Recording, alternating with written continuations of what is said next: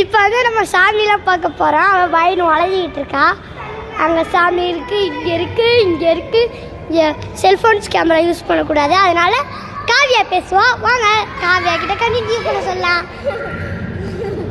எனக்கு வந்து ரொம்ப ஹாப்பியாக இருக்கேன். இந்த கோயிலில் வந்ததுலேருந்து நான் ரொம்ப ஹாப்பியாக இருக்கேன். ஆனால் பாருங்க எவ்வளோ கொஞ்சம் கோபமே. அங்கே பாருங்க இது கோயில் இல்லை.